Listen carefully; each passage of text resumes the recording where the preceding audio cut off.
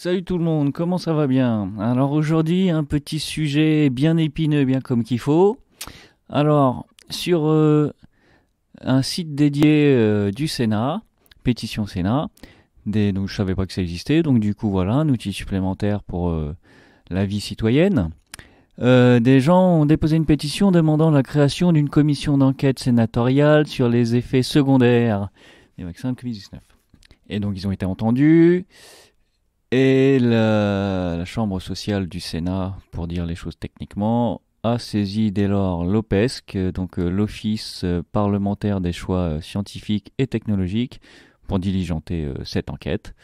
Chose qu'elle a faite. Il y a eu une partie privée, donc les auditions étaient à huis clos, et une partie publique diffusée sur le site du Sénat, que voici. Dans lequel ont participé les représentants du dispositif de pharmacovigilance, donc les agences nationales de la santé et du médicament et tout un tas de choses comme ça. Et de l'autre côté, des représentants de la société civile, mais tous compétents dans le domaine, des docteurs en pharmacie, en médecine et aussi en droit de la santé publique. Et des fois, c'était les mêmes. Et donc, grosso merdo, le côté, pour ne pas les opposer, de la pharmacovigilance tenait à peu près ce langage. Mais ayant au cours des 18 derniers mois interagi sans cesse à la fois avec les autorités gouvernementales, les agences dont la NSM, de la transparence absolument complète de la transmission des informations, en particulier sur les questions de sécurité, même si ça a coûté de temps en temps. Et prenons un exemple tout à fait clair. D'abord, la transparence s'est manifestée par le fait que très tôt, dans les premiers jours des premiers essais cliniques, on a su qu'il y avait un risque faible de l'ordre de 1 pour 100 000 de choc anaphylactique avec les vaccins ARN. Ça a été su tout de suite. Deuxième point concerne, c'est le plus tragique, les accidents thromboemboliques avec le vaccin AstraZeneca.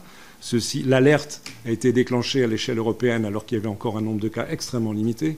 La France en particulier a fait un travail, je pense, exhaustif vu la gravité de ces pathologies pour enregistrer les cas. De mémoire, je crois qu'il y a une quarantaine de cas. Ceci a été rendu public immédiatement, presque à flot continu, ce qu'il fallait faire. Mais la conséquence de cela, malheureusement, au moins en France, c'est que le public a perdu confiance dans le vaccin en question, qui est le vaccin AstraZeneca, et le vaccin Janssen, dans une certaine mesure, à un moment où on n'avait pas encore assez de doses de vaccin ARN pour vacciner toute la population. Et donc il y a eu un contre-effet négatif, mais qu'il faut assumer, d'une transparence qui ne peut pas être plus complète que ce qui a été fait. On peut, sur le dernier point des... Pendant que de l'autre côté société civile, on tenait plutôt ce langage-là. Et pharmacoépidémiologie, je n'ai pas de critique majeure à formuler. Et au contraire, je trouve que le travail a été fait pour le recueil de l'information, ça a été précisé tout à l'heure, pour son analyse, pour la mise à disposition des données aussi, ce qui est une grande nouveauté à une telle échelle, et ceci en France comme à l'international.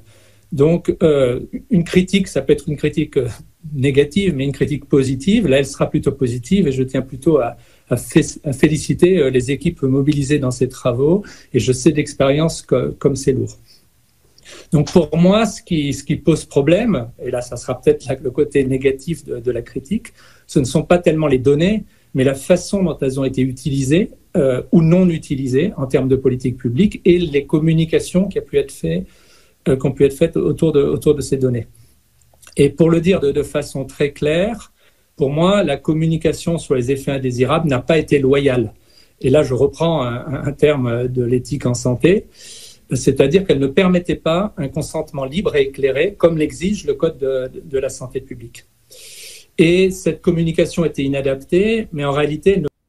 Et la situation était déjà pas trop mal tendue jusqu'au moment où est intervenu le docteur Humlil et qui a mis le feu aux poudres juste après cette phrase.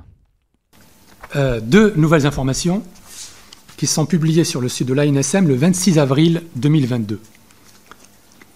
Covid-19, communication pour le bon usage des vaccins et des médicaments indiqués dans la Covid-19. Avec une première partie, bon usage des vaccins et des médicaments indiqués dans la Covid-19, mise en place d'une communication non promotionnelle à destination des professionnels de santé. Et là, on lit l'évolutivité permanente et rapide de la stratégie vaccinale ou thérapeutique, ainsi que des données de sécurité et de bon usage, est incompatible avec l'obligation de diffuser auprès des professionnels de santé une information exacte et à jour. De là, toute l'audition s'est transformée en match de catch et ça a été mouvementé. Hein. Donc, toutes les manières, je vais pas te faire un résumé précis, mais de toute façon, vu qu'il y a un support enregistré là, va voir par toi-même, s'il te plaît. Quand on te dit des choses, tout ça, s'il y a moyen de vérifier, hein, qui que ce soit, fais-le. Si tu as le temps et s'il y a moyen de le faire, s'il y a un moyen matériel de le faire, fais-le, va vérifier, regarde, fais-toi ta propre opinion. Donc, on va pas refaire les débats, même s'ils étaient mouvementés. On va pas non plus déterminer qui avait tort, qui avait raison, parce que tu as vu, d'un côté, ils disent on a fait tout ce qu'on a pu, on a été honnête. De l'autre côté, ils ont dit ouais, mais pas que. Hein, c'est tendancieux et on devrait en parler. Il y a des choses qui n'ont pas été dites et que c'est pas très normal. Donc on va pas les mettre d'accord aujourd'hui, on va pas trancher non plus, et c'est pas le but de ce que je suis en train de te dire. Je suis pas là pour que dans les commentaires on dise oui, machin, ceci ou non, truc, bidule, chaude, chouette. C'est pas le but de la manœuvre. Le but de la manœuvre, c'est que les débats ont eu lieu, les intervenants ont dit ce qu'il y avait à dire, et il va y avoir un rapport qui va sortir. Pour l'instant, il y a un pré-rapport, un rapport qui dit à peu près ceci. L'adoption d'un discours de vérité par les autorités en accord avec les avis émis par les agences sanitaires était nécessaire pour éviter que tout interstice entre les recommandations nationales et l'état des perspectives scientifiques soit investi par les désinformateurs. Dans un contexte où à la fois l'agent pathogène et le vaccin sont relativement nouveaux, cela implique également de ne pas trop s'avancer sur les connaissances à moyen et long terme. En témoigne la déception suscitée par l'efficacité finalement modeste des vaccins sur la transmission du virus, notamment les variants les plus récents, alors qu'atteindre une immunité collective était l'un des objectifs mis en avant pour promouvoir la vaccination. Et donc ça, tout ça, c'est qu'une seule phrase en fait. Hein. Donc, tu vois, c'est ce qu'il disait grosso modo dans le discours du professeur, c'est que voilà, ils ont été francs, ils ont été honnêtes, ils ont été transparents, et que c'était nécessaire pour tout un tas de choses. Il rajoute même « Enfin, la confiance ne peut se construire que si l'on reconnaît que certaines personnes souffrent d'effets indésirables, qui, pour une part d'entre elles, se trouvent marginalisées et parfois en situation d'errance médicale. » Et pour cause, parce qu'on leur dit « Bon, on ne sait pas pourquoi vous avez ça. Hein. » Donc, on ne va pas refaire les débats. On n'est pas là pour se ficher sur la tronche. Il y a une demande qui a été écoutée, super. Il y a une rencontre qui a eu lieu, effectivement, ils ont parlé librement, même si apparemment, aujourd'hui, je ne sais pas si c'est lié directement, mais il y en a qui ont des sanctions disciplinaires. Il va y avoir des choses qui sont reconnues et des voix qui ont été entendues, mais par contre, la version, ils ont fait tout ce qu'il fallait, ça s'est maintenu, mais il y a des effets secondaires, même que marginal, tout du long, ça a été le problème de la balance bénéfice-risque, était positive, malgré tout, même s'ils reconnaissent des effets secondaires qui ont mis longtemps à être admis, et ça a été très compliqué.